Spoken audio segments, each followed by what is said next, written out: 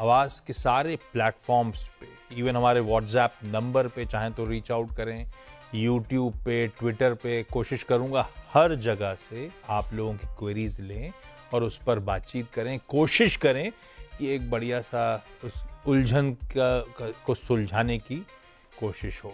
CNBC आवाज़ के managing editor अनुज सिंघल साहब और साथ साथ manasjaiswal.com के श्री मानस जायसवाल, वो भी होंगे इस शो में आप लोगों की क्वेरीज सॉल्व करने के लिए। डायरेक्टर साहब स्क्रीन पे दिखाते रहिएगा अलग अलग तरीके हम तक रीच आउट करने के। मार्केट्स लेकिन मतलब अनएक्सपेक्टेडली इस तरह का पेन, 450 पॉइंट का डीप कट, 22,100 की दहलीज पे आके खड़े हुए हैं। इस तरह का pen and as we speak दिन के फ्रेश लोज, हर टिक के साथ नए लोज बनाता हुआ निफ्टी का ये हाल है। और ब्रेथ लेकर आइए स्क्रीन पे, असली मूड का बैरोमीटर। 4 दिनों से डिटोरिएटिंग ब्रेथ थी। कल 1:6 बुरा लग रहा था, तो आज 1:13 आपके सामने। एक बढ़ने वाले के सामने 13 स्टॉक्स कमजोरी के साथ ट्रेड कर रहे हैं। पहला सवाल तो मैं ही पूछ लेता हूं। बहुत बुरा हाल। और फ्राइडे को जाते जाते इस तरह की स्क्रीन पूरे वीकेंड का मूड बिगाड़ दिया। हो क्या रहा है ये? नहीं आशीष, हो क्या रहा है तो आप 10 लोगों से पूछें तो 11 जवाब मिलेंगे। हाँ। काफी कॉन्फ्लुएंस ऑफ फैक्टर्स हैं मार्केट में। आई थिंक अर्निंग सबसे बड़ा है। अर्निंग्स मार्केट की सपोर्टिव नहीं रही हैं पिछले 2 क्वार्टर से। चीन में पैसा बन रहा है, हमारे मार्केट में पैसा नहीं बन रहा है, तो पैसा हमारी मार्केट से चीन में जा रहा है। अच्छा, आपको याद होगा हम लगातार एक चीज़ बात कह रहे थे कि 21,800 से 22,000, 21,800 से 22,000। आई थिंक मैं एक टेप रिकॉर्डर की तरह पिछले 10-15 दिन से आपसे एक बात कह रहा हूँ कि 21,800 से 22,000 का रास्ता खुला है। और जिस दिन 22,800 ब्रेक हुआ था उस दिन वो मेरी जो एक व्यू था, मुझे उस पर एक मुहर लगती हुई मिली थी। और मुझे लेकिन ये जरूर मैं कहूँगा कि ये मैंने भी नहीं सोचा था कि इतनी जल्दी आएगा वो लेवल।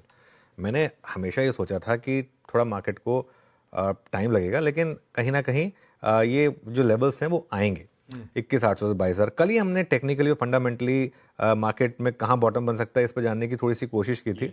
तो वो लेवल्स जो आ रहे थे वो ये आ रहे थे कि 21,000 से लेकर 22,000 के बीच में कहीं ना कहीं जाके मार्केट आकर रुकना चाहिए। इसका मतलब ये नहीं है कि आप एग्जैक्ट 21,000 तक जाएं, और इसका मतलब ये नहीं है कि आप 21,000 पे भी रुक जाएं। मतलब क्योंकि ये एक ब्रॉडर आप एक कॉन्टूर ले सकते हैं। स्टॉक मार्केट में ये कभी नहीं होगा कि आप एक पर्टिकुलर, जैसे एफडी है, एफडी में तो आपने अगर 6% के रेट पे 3 साल की एफडी करिए, आप एग्जैक्ट बता सकते हैं। और आपने एक लिया है कि किस डेट पे मुझे इंटरेस्ट कंपटीशन चाहिए, आप बता सकते हैं कि इस डेट पे मुझे इतना पैसा मिलेगा।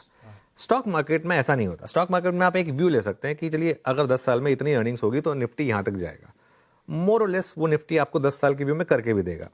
लेकिन विद इन उस 10 साल के उसमें, अब जैसे फॉर एग्जांपल अगर आपने 2015 में पूछा होता कि 2025 में निफ्टी यहाँ पर होगा, मोर और लेस हम वहीं पर हैं। लेकिन उसके बीच में हम एक बार कोविड के लो में 9,000 पे भी गए, एक बार हम बीच में 26,000 पर भी गए, और अब हम 22,000 पर आ गए।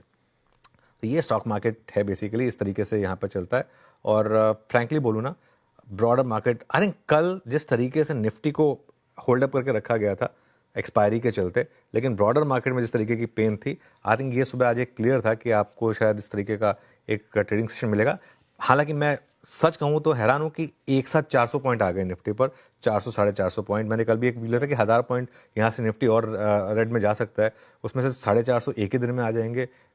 ये नहीं सोचा था। अच्छा, लेकिन इसमें एक और चीज़ है, जैसे बुल मार्केट में आप एक लीप ऑफ फेथ लेते हैं और बाय करते हैं और मार्केट आपको रिवॉर्ड करता है, हैंडसमली रिवॉर्ड करता है। ऐसे ही जब कल बेयर मार्केट में हमने एक बात की थी क्लोजिंग में कि शॉर्ट कैरी करिए इस मार्केट में। अब ये सुना पता था कि 400 पॉइंट दे देगा वो आपको।